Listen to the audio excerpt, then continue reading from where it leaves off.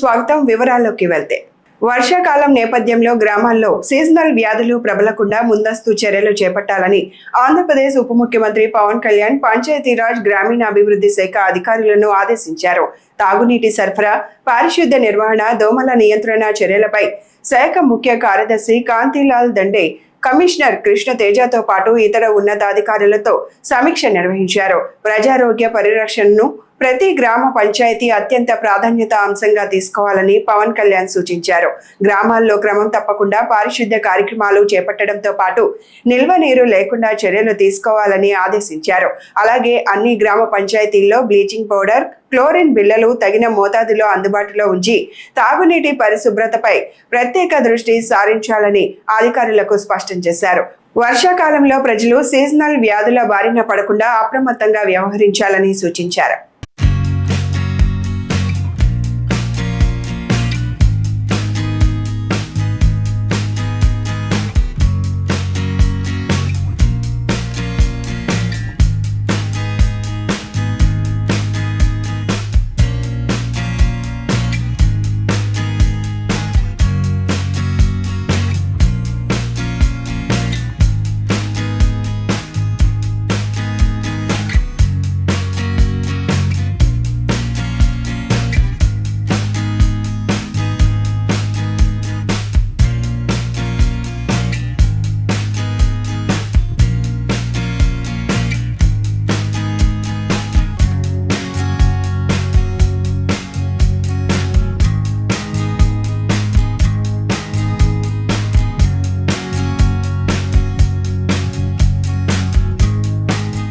రాజ్యసభ సభ్యుడిగా ప్రమాణ స్వీకారం చేసిన అనంతరం తొలిసారిగా గుంటూరుకు చేరుకున్న టీడీపీ రాజ్యసభ ఎంపీ భాష్యం రామకృష్ణకు పార్టీ శ్రేణులు, అభిమానులు ఘన స్వాగతం పలికారు.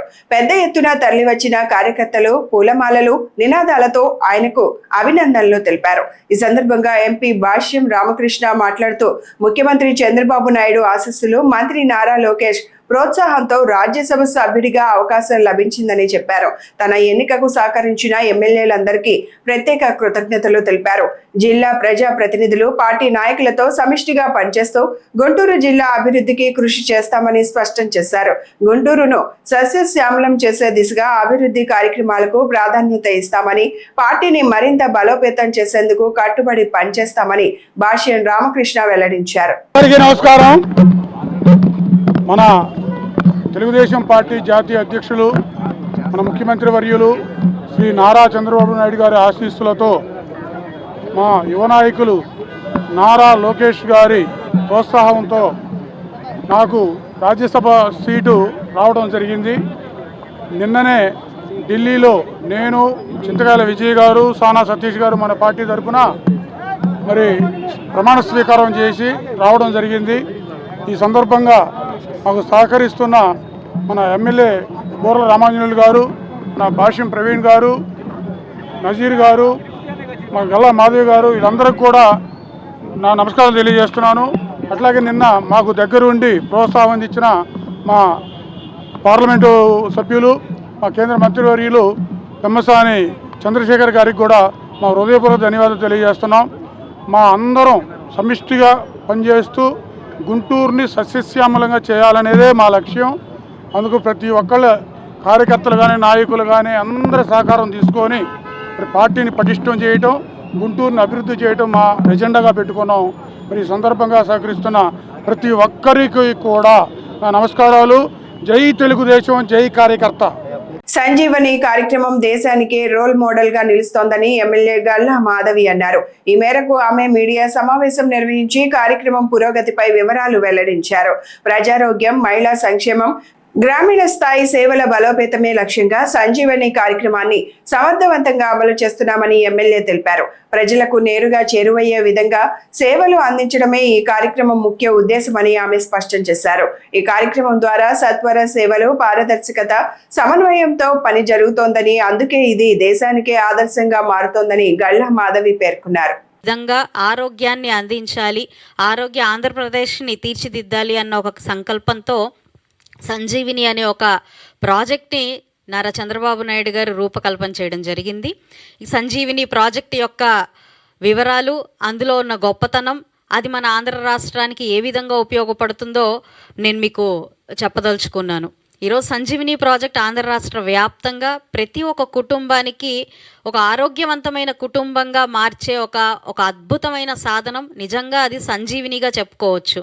అయితే అందులో చేస్తున్న ప్రోగ్రామ్స్, అందులో భాగస్వామ్యమైన విషయాలు ఏమంటే ముందుగా ప్రతి ఒక్క కుటుంబం ఏ యొక్క అనారోగ్య పాలు అవ్వకుండా దాదాపుగా 42 నుంచి 72 పరీక్షల్ని ప్రతి ఒక్క కుటుంబ సభ్యునికి చేయడం, 104 వాహనం ద్వారా అక్కడ మొబైల్ టెస్ట్ ల్యాబ్ని ఏర్పాటు చేసి అక్కడ ఆ ప్రాంతంలో ఉన్న ప్రతి ఒక్క వ్యక్తికి ఈ యొక్క పరీక్షలను అనేది నిర్వహించి వారు దీర్ఘకాలికంగా ఇబ్బంది పడుతున్న అనేక రుగ్మతల మీద దృష్టి పెట్టి, అదేవిధంగా వారికి ఇంకా ఏదైనా సర్జరీలు కానివ్వండి, ఇంకా ఏదైనా హెల్త్ ఎయిడ్ కావాల్సి వస్తే అక్కడికక్కడే గుర్తించి వారికి తగు పరిష్కారాలని అందించే ప్రయత్నమే సంజీవిని ప్రాజెక్టు యొక్క ముఖ్య ఉద్దేశం, ముఖ్య లక్ష్యం. పల్నాడు జిల్లాలోని మాచర్ల పట్టణంలో తీవ్ర ఉద్రిక్త పరిస్థితులు నెలకొన్నాయి.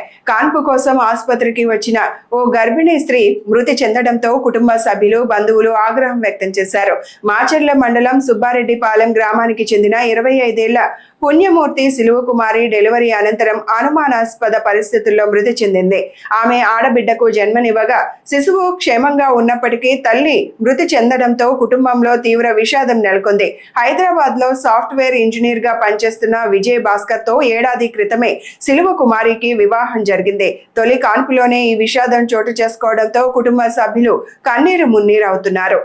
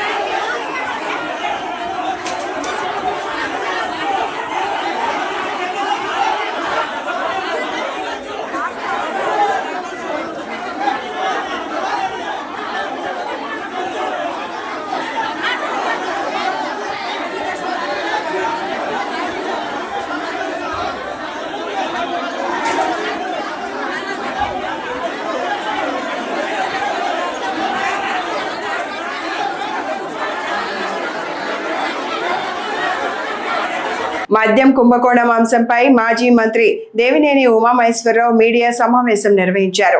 ఈ సందర్భంగా ఆయన తీవ్ర ఆరోపణలు చేస్తూ డెస్టినేషన్ తాడేపల్లి ప్యాలెస్ గా ఈ వ్యవహారాన్ని అభివర్ణించారు. ప్రస్తుత పాలనలో మద్యం విధానాల్లో భారీ అవినీతి జరిగిందని ఆయన ఆరోపించారు. కీలక నిర్ణయాలు తాడేపల్లి ప్యాలెస్ నుంచే తీసుకుంటున్నారని, దీనిపై సమగ్ర విచారణ జరగాల్సిన అవసరం ఉందని దేవినేని ఉమామహేశ్వరరావు డిమాండ్ చేశారు. ఈ క్రమంలో రాష్ట్ర రాజకీయాల్లో మద్యం కుంభకోణం అంశం మరోసారి తీవ్ర చర్చనీయాంశంగా మారింది. ఈ ఆరోపణలపై అధికార పార్టీ నుంచి అధికారిక స్పందన రావాల్సి ఉంది. మద్యం కుంభకోణం ఈడీ రాకతో తాడేపల్లి ప్యాలెస్ ప్రకంపనలు మొదలైనాయి. రాజ్ రెడ్డి, వాసుదేవ్ రెడ్డి దగ్గర 15 మంది ఈడీ అరెస్ట్ చేయడంతో హవాలా కుంభకోణాలు, మద్యం కుంభకోణం పరాకాష్ఠకు చేరింది. వేల కోట్ల రూపాయలు ప్రజల ఆరోగ్యాన్ని తాకట్టు పెట్టి 2019-24 5 సంవత్సరాలు జగన్మోహన్ రెడ్డి ముఖ్యమంత్రిగా తాడేపల్లి ప్యాలెస్ కేంద్రంగా వేలాది కోట్ల రూపాయలు దోపిడీ అంతా సిట్ విచారణలో 52 మంది ముద్దాయిలు అరెస్ట్ అవ్వడం జరిగింది. ఈడీ రాకతో ప్రధాన నిందితులు జగన్మోహన్ రెడ్డికి స్నేహితులు, సలహాదారులు, సెక్రటరీలు, శాసనసభ్యులుగా పనిచేసిన వాళ్ళు, పార్లమెంటు సభ్యులుగా పనిచేసిన వాళ్ళు, మంత్రులుగా పనిచేసిన వాళ్ళు మొత్తం కూడా కటకటాలు లెక్క పెట్టడానికి సిద్ధంగా ఉన్నారు. ఆల్రెడీ కొంతమంది జైలుకి వెళ్ళొచ్చారు, కొంతమంది వెళ్ళటానికి సిద్ధంగా ఉన్నారు. ఈ కుంభకోణం అంతా కూడా 5 ఏళ్లలో అడ్డగోలుగా నిబంధనలన్నీ మార్చి డిస్టిలరీస్ అన్నీ కూడా చేజిక్కించుకొని డిస్టిలరీ కెపాసిటీ 1000 కేసులు తయారైతే కరెంటుతో అయితే భవిష్యత్తులో వచ్చే ప్రభుత్వాలు ఎన్ని కేసులు తయారయ్యో లెక్క పెడతారు, లెక్కలు బయటకు వస్తాయని జనరేటర్లు పెట్టి లెక్కరు దోపిడీ చేశారంటే ఏ విధంగా క్రిమినల్స్ అధికారంలోకి వస్తే, సేజెండ్ క్రిమినల్స్ చట్టాలను చేతిలో తీసుకుంటే వ్యవస్థీకృత నేరాలు ఏ విధంగా చేస్తారు, కిక్ బ్యాక్లు ఏ విధంగా తీసుకుంటారు, సూట్ కేస్ కంపెనీలు ఏ విధంగా పెడతారు అనేది. కొండవీడు ప్రాంత అభివృద్ధి లక్ష్యంగా కొత్త రహదారి నిర్మాణానికి సంబంధించి ఎమ్మెల్యే ప్రత్తిపాటి పుల్లారావు కేంద్ర ఉపరితల రవాణా శాఖ మంత్రి నితిన్ గడ్కరీని కలిశారు. నాగపూర్లో జరిగిన ఈ భేటీలో ప్రతిపాదిత రహదారి ప్రాజెక్టు ఆవశ్యకత, ప్రజా ప్రయోజనాలను ఆయన వివరించారు. 2 ప్రధాన జాతీయ రహదారులు NH-16, NH-544Dలను అనుసంధానిస్తూ కొండవీడు వరకు కొత్త రహదారి నిర్మిస్తే వాణిజ్య, వ్యవసాయ రంగాలతో పాటు గ్రామీణ ప్రాంతాల అభివృద్ధికి పెద్ద ఊతం లభిస్తుందని ప్రత్తిపాటి తెలిపారు. సుమారు 12 కిలోమీటర్ల మేర 4 లైన్లుగా నిర్మించనున్న ఈ ప్రాజెక్టుకు సుమారు 500 కోట్ల రూపాయల వ్యయం అంచనా వేస్తున్నట్లు పేర్కొన్నారు. ఈ సందర్భంగా గతంలో స్థానిక ఎంపీ లావు శ్రీకృష్ణ దేవరాయలు కూడా ఇదే అంశాన్ని ప్రస్తావించిన విషయాన్ని మంత్రి దృష్టికి తీసుకెళ్లినట్లు తెలిపారు. ప్రజల ఆకాంక్షలు, ప్రాజెక్టు అవసరాన్ని పరిగణలోకి తీసుకోవాలని ఆయన విజ్ఞప్తి చేశారు.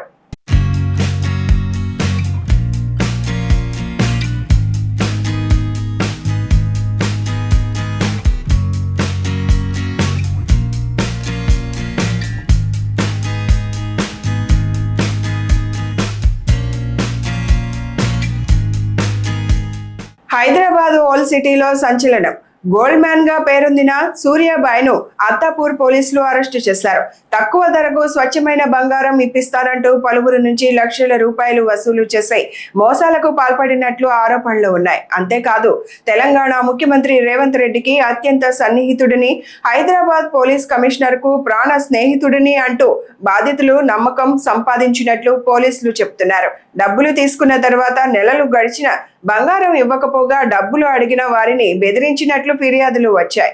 బాధితుల ఫిర్యాదుల మేరకు కేసు నమోదు చేసిన అత్తాపూర్ పోలీసులు సూర్యాబాయ్ను అదుపులోకి తీసుకుని విచారణ కొనసాగిస్తున్నారు. ఈ ఘటనను సంబంధించిన పూర్తి వివరాలు ఇంకా తెలియాల్సి ఉంది.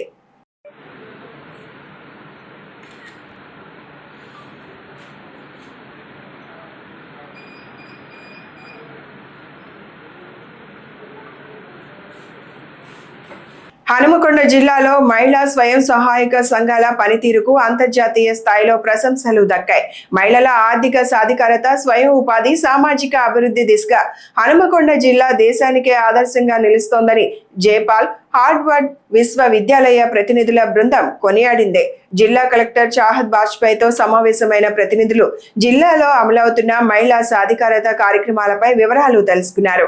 అంతకు ముందు ఓరుగల్లు మహిళా సమైక్య కార్యాలయం, పరకాల మహిళా డైరీ, ఆత్మకూర్, దామోరా మండలాల్లోని మహిళా స్వయం సహాయక సంఘాలను సందర్శించిన బృందం గ్రామీణ మహిళల ఆర్థిక స్వావలంబన, పొదుపు, సూక్ష్మ వ్యాపారాలు, నాయకత్వ వికాసంపై అమలవుతున్న కార్యక్రమాలను పరిశీలించింది.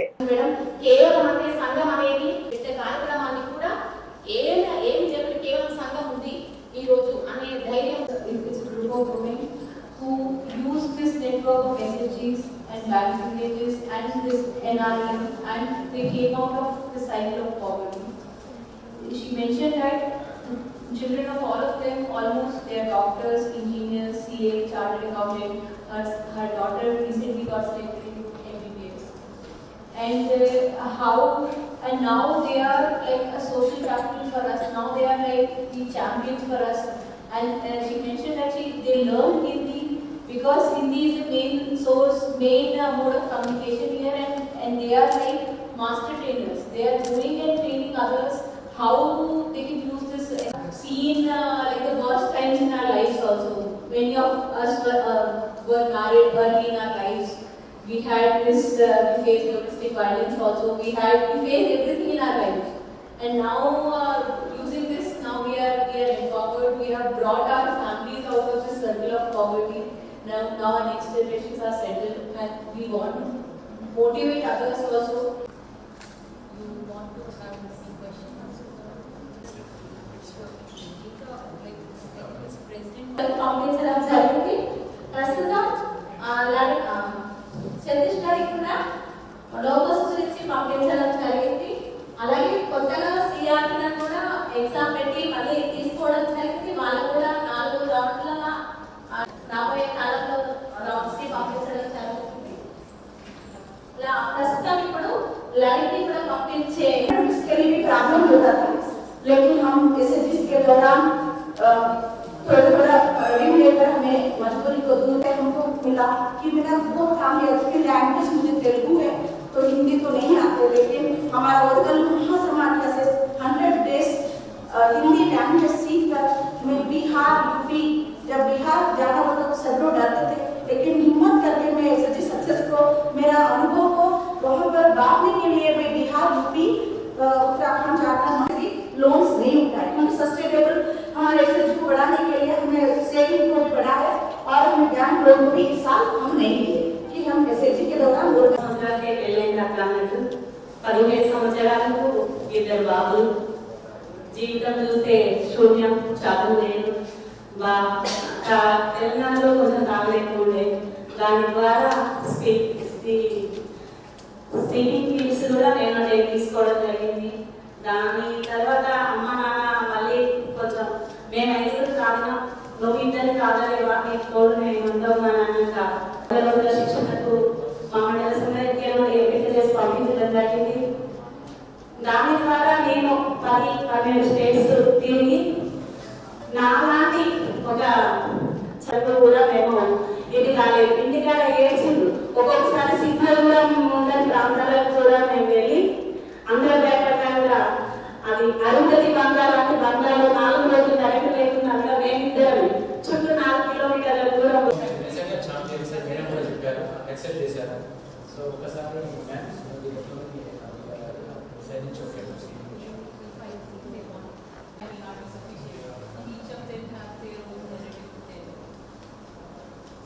కుత్బుల్లాపూర్ నియోజకవర్గంలోని జగద్గిరి గుట్టలో సమాశక్తి అవార్డు గ్రహీత కార్మికుల నాయకుడిగా గుర్తింపు పొందిన రవి సింగ్ జన్మదిన వేడుకలు ఘనంగా నిర్వహించారు. ఈ సందర్భంగా పలువురు ప్రజాప్రతినిధులు, కార్మిక సంఘాల నాయకులు, అభిమానులు పాల్గొని శుభాకాంక్షలు తెలిపారు.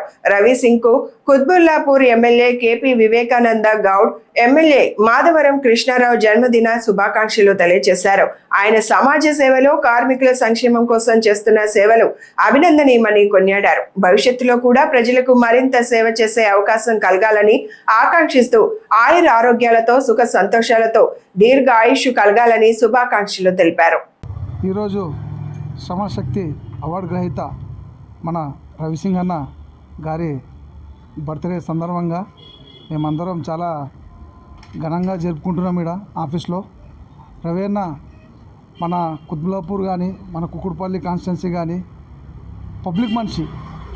ఎమ్మెల్యేలకు 2 ఎమ్మెల్యేలకు ఒక అన్నదమ్ముల్లాగా కలిసిమెలిసి ఉంటాడు. అన్న చాలా కష్టపడుతుంటాడు. మన ఇండస్ట్రియల్ ఏరియాలో కూడా పాపం చాలా బీదోళ్ళు ఉంటారు. వాళ్ళకి ఎక్కడ అన్యాయం జరిగినా అర్ధరాత్రి కూడా అన్న ఒక ఇట్లా అన్యాయం జరిగిందన్న అంటే నేను ఉన్నా అని వెంబడినే వస్తాడు. అన్న చాలా హెల్ప్ చేస్తుంటాడు మన కాన్స్టిట్యున్సీలో అందరికీ.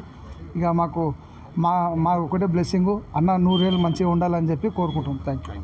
అందరికీ ధన్యవాదాలు. ఈరోజు నా పుట్టినరోజు సందర్భంగా కార్మికులు, అలాగే నన్ను ప్రేమించి నా అన్నదమ్ములు, నా కుటుంబ సభ్యులు, అడ్డ మీద ఉన్న కార్మికులు, భవన నిర్మాణ కార్మికులు, కంపెనీ కార్మికులు అందరూ వచ్చి నా బర్త్డేకి వచ్చి నన్ను బ్లెస్సింగ్ చేసినందుకు అందరికి ప్రత్యేకంగా ధన్యవాదాలు.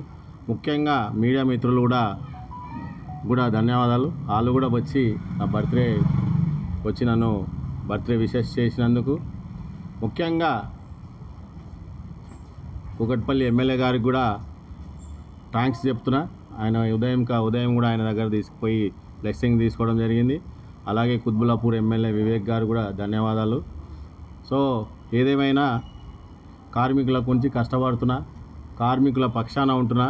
ఎక్కడ ఏ కార్మికులు అన్యాయం జరుగుతుందని చెప్తే ఈరోజు మీరు చూస్తున్నారు, మీడియా మిత్రులు చూస్తున్నారు, కార్మికులు గమనిస్తారు, ప్రజలు గమనిస్తారు. ఎక్కడ న్యాయం జరుగుతుందో అని చెప్పేసి గమనించి ఇప్పటి వరకు కొన్ని వేల మందికి సహాయం చేసుకుంటూ ముందు పోతున్నా. కాబట్టి ఇక ముందు కూడా కార్మికుల పక్షాన ఉంటా. కార్మికులు ఎక్కడ అన్యాయం జరుగుతుందో అక్కడ పోరాడి వాళ్ళకి న్యాయం చేస్తానని మళ్ళొక్కసారి కృష్ణారావు గారికి, అట్లానే వివేక్ గారికి, అలాగే కార్మికులకి, అలాగే నా తోటి మిత్రులకి, అలాగే మీడియా మిత్రులకి, అలాగే నా కుటుంబ సభ్యులందరికీ ప్రత్యేకంగా ధన్యవాదాలు తెలియజేస్తూ థ్యాంక్ యూ. హనుమకొండ జిల్లాలోని గోపాలపూర్ ఊర చెరువు వ్యవహారంలో బాధితులకు తెలంగాణ హైకోర్టులో ఊరట లభించింది. రిటర్నింగ్ వాల్ నిర్మాణం పేరుతో అక్రమంగా మట్టి తవ్వకాలు జరుగుతున్నాయని, దళితులు, బీసీలకు చెందిన సమాధులను తొలగిస్తున్నారని ఆరోపిస్తూ స్థానికులు హైకోర్టును ఆశ్రయించారు. బాధితుల పిటిషన్ను విచారించిన హైకోర్టు కీలక ఆదేశాలు జారీ చేసింది. చెరువులో ప్రస్తుతం కొనసాగుతున్న పనులపై 4 వారాల పాటు స్టే విధిస్తూ తదుపరి విచారణ వరకు అన్ని పనులను నిలిపివేయాలని అధికారులను ఆదేశించింది. హైకోర్టు తాజా ఆదేశాలతో గోపాలపూర్ చెరువు వ్యవహారం మరోసారి చర్చనీయాంశంగా మారింది. హనుమకొండ జిల్లా గోపాలపురం గ్రామానికి సంబంధించిన ఊర చెరువు విషయమై దాదాపు ఒక 20 ఎకరాల విస్తీర్ణంలో ఉన్న ఊర చెరువును ఒక 10 ఎకరాల కబ్జాకు పోను, మిగతా ఒక 10 ఎకరాల స్థలంలో రిటర్నింగ్ అంటే మొన్న వర్షానికి వచ్చిన వరద కారణంగా అది అధికారుల నిర్లక్ష్యం వల్ల ఆ గేట్ వాల్ తీయకపోవడం వల్ల వాటర్ ఫ్లో ఎక్కువైపోయి కాలనీ వాసులు ఇబ్బంది పడిన విషయం వాస్తవమే. ప్రకృతికి చేసిన విధ్వంసానికి మనం మనుషులమైతే ఏం చేయలేము. కాకపోతే వాటికి తగు చర్యలు తీసుకోవడానికి మున్సిపల్ అధికారులు కానీ, ప్రభుత్వ అధికారులు కానీ, ఇతర ఏ విషయంలో ఉన్న ప్రతి ఒక్క అధికారులు కానీ ముందస్తు చర్యలు అనేది తీసుకోవడం జరగాలి. దాని తర్వాత ఈ గోపాలపురం ఊర చెరువులో రిటర్నింగ్ వాల్ కన్స్ట్రక్షన్ అనేది జరుగుతుంది. దానికి అభివృద్ధికి మేమేం అడ్డం కాదు. దీంట్లో ప్రభుత్వం గుర్తించిన 3 ఎకరాల 11 గుంటలకు సంబంధించిన గోపాలపురం దళితులకు, బీసీలకు సంబంధించిన శ్మశాన వాటిక అనేది అది గత 70-80 సంవత్సరాల నుంచి ఉన్నది. అది ఈరోజు కొత్తగా పుట్టిందైతే కాదు. 1971 మాస్టర్ ప్లాన్లో కూడా మున్సిపల్ అధికారుల చే గుర్తించబడిన శ్మశాన వాటిక అది ఎగ్జిస్టెన్స్లో అంటే గత 70-80 సంవత్సరాల నుంచి అక్కడ వాడకంలో ఉన్నది. దీన్ని ఇరిగేషన్ అధికారులు గత 20 సంవత్సరాల నుంచి ఈ చెరువు అనేది వాడకంలో లేదు, అక్కడ వ్యవసాయ భూములు లేవు. కాబట్టి ఇరిగేషన్ డిపార్ట్మెంట్ అనేది రెవెన్యూ డిపార్ట్మెంట్కి అటాచ్ చేయాలి ల్యాండ్. అది చేయకపోగా కేవలం దాంట్లో మట్టి అమ్ముకోవడానికి ప్రభుత్వాధికారులు కానీ, ప్రజాప్రతినిధులు కానీ వాళ్ళు అభివృద్ధి పేరిట ఈ సమాధులను విధ్వంసం చేసి మా దళితుల గౌడ సంఘానికి సంబంధించిన శ్మశాన వాటిక, అది బీసీలకు, ఎస్సీలకు సంబంధించిన శ్మశాన వాటికను ఇలా సమాధులు తీసేసి కనీసం వాళ్ళు వేరే చోట ఎక్కడైనా పోయి ఖననం చేసుకోవడానికి కూడా వీలు లేకుండా యుద్ధ ప్రాతిపదికన ఈ పనులు చేయడం అనేది, దీన్ని ఎవరి కోసం లాభం చేకూరడానికి అనేది దయచేసి అధికారులు గుర్తించాలి. డే అండ్ నైట్ దీంట్లో మొరం బయటికి అమ్ముకుంటూ మట్టి దందా చేస్తూ అభివృద్ధి పేరిట చాలా ఇప్పటి వరకు దగ్గర ఒక 200 సమాధుల వరకు పోయినాయి. ఈ విషయమై మేము హైకోర్టుకి పోయి ఆర్టికల్ 21 ప్రకారంగా మా హక్కును మేము కాపాడుకోవడానికి హైకోర్టును ఆశ్రయించినప్పుడు మాకు ఒక స్టే ఆర్డర్ అనేది వచ్చింది. మేము గోపాలపురం గ్రామ వాసులము. మేము గోపాలపురం గ్రామంలో గతం మా తాత ముత్తాతల దగ్గర నుంచి 100 సంవత్సరాల నుంచి మేము స్థిర నివాసం ఏర్పరచుకొని మేము అక్కడ ఉంటున్నాం. మేము అక్కడ దాదాపుగా 70-80 సంవత్సరాల నుంచి కూడా అక్కడ శ్మశాన వాటిక ఊర చెరువులో సర్వే నెంబర్ 89లో 3 ఎకరాల 11 గుంటలు మాకు గ్రామ పంచాయతీ నుంచి మాకు ఇవ్వడం జరిగింది. మా తాత ముత్తాతల నుంచి అక్కడ గోపాలపురం గ్రామ ప్రజలందరూ సంబంధించినటువంటి ఎవరు చనిపోయినా కూడా అక్కడ సమాధులు, గోరీలు అక్కడ కట్టడం జరిగింది. గతంలో దాదాపుగా ఒక 10 సంవత్సరాల కింద ప్రకృతి విపత్తు వల్ల వర్షం వరదల కారణంగా అక్కడ మొత్తం ఉన్నటువంటి జాగలో ఒక 10 ఎకరాలు అక్కడ మిగిల్చి మిగతా అంతా కబ్జా గురి చేయడం వలన అక్కడ ఒక తాత్కాలిక విపత్తును సృష్టించి అక్కడ కిందనున్న ఖాళీలు కొన్ని మునడం జరిగింది. అది అందరికీ బాధాకరమైన విషయం. ఎందరో ఆస్తులు కోల్పోయినారు, ఎన్నో కోల్పోయినారు. అయినప్పటికీ కూడా ప్రభుత్వం వారు వాటిలో గుర్తించి అక్కడ ఒక రిటర్నింగ్ వాల్ అనే పేరుతోటి ప్రజలందరికీ శాశ్వత పరిష్కారం కోసం మాత్రమే అక్కడ అభివృద్ధి పనులను చేయడం జరుగుతుంది. మీ శాశ్వత పరిష్కారం కోసం అభివృద్ధి పనులు చేయండి, మేము ఇబ్బంది ఎవరము కూడా కాదు ఇక్కడ. కానీ అక్కడ మా పితరులు ఉన్నటువంటి సమాధులు భవిష్యత్తులో మా గోపాలపురం గ్రామ ప్రజలు చనిపోతే అక్కడ ఖననం చేసుకోనికి సమాధులు నిర్మించుకోనికి అక్కడ ఎటువంటి ఇబ్బందికి గురి చేయదు మొదలు. ఎందుకు అంటే అది ఇప్పుడు ఏర్పడ్డది కాదు. గోపాలపురం గ్రామంలో ఒక బీసీ వాడ అంటే ఒక గౌమ్లోళ్ళు ఒక మాదిగోళ్ళు మాత్రమే ఒకప్పుడు ఉండేది. అక్కడ 3 ఎకరాల 11 గుంటలు అప్పుడే 70-80 సంవత్సరాల క్రితమే అక్కడ కేటాయించిండ్రు. ఆ కేటాయించిన స్థలాన్ని కూడా మాస్టర్ ప్లాన్ ద్వారా కూడా అక్కడ మండల ఆఫీసుల ద్వారా 2005 సమాచార హక్కు చట్టం ద్వారా కూడా తీసుకోవచ్చు. మేము దాని ప్రకారంగానే అసలు నిర్ణయించబడ్డదా కేటాయించబడ్డదా అని మేము గోపాలపురం యువకులు వెలికితీసి అక్కడ కొట్లాటలు శాంతి భద్రతలు లేకుండా రాస్తారోకోలు ధర్నాలు జరుగుతా అంటే అక్రమ కేసులు బనాయించడం జరిగింది. వేంపల్లి మండలంలోని చింతలమడుగుపల్లి గ్రామంలో ఇమాం కాసిం స్వామి వారి పీర్ల పండుగ మహోత్సవాలు 5 రోజుల పాటు భక్తి శ్రద్ధలతో నిర్వహించి శుక్రవారం గ్రామోత్సవంతో ఘనంగా ముగిశాయి. ఉత్సవాల్లో భాగంగా గురువారం రాత్రి పెద్ద సరిగెత్తు పూజలు నిర్వహించగా అర్ధరాత్రి భక్తులు అగ్నిగుండ ప్రవేశం చేశారు. అనంతరం సాంస్కృతిక కార్యక్రమాలు నిర్వహించారు. శుక్రవారం మధ్యాహ్నం 3 గంటలకు మంగళ వాయిద్యాలు, కనక తప్పెట్లు, బాణాసంచా నడుమ అంగరంగ వైభవంగా గ్రామోత్సవం నిర్వహించారు. జూన్ 19న తొలి పూజ, 23న చిన్న సరిగెత్తు, 24న విడిదినం, 25న పెద్ద సరిగెత్తు పూజలు నిర్వహించినట్లు నిర్వాహకులు తెలిపారు. ఈ మహోత్సవాల్లో గ్రామస్తులు, పరిసర ప్రాంతాల భక్తులు పెద్ద ఎత్తున పాల్గొన్నారు.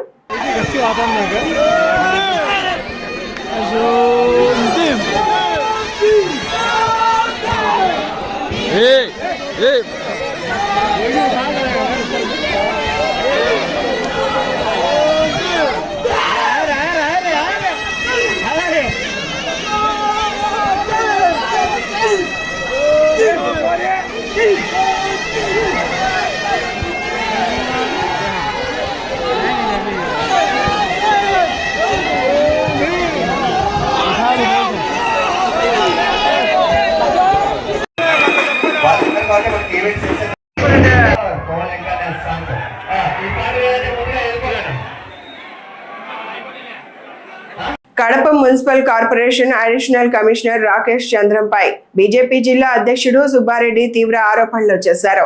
ఆయన తన మత వివరాలపై స్పష్టత ఇవ్వాలని పరిపాలనలో మతపరమైన వివక్ష చూపుతున్నారంటూ ఆరోపించారు.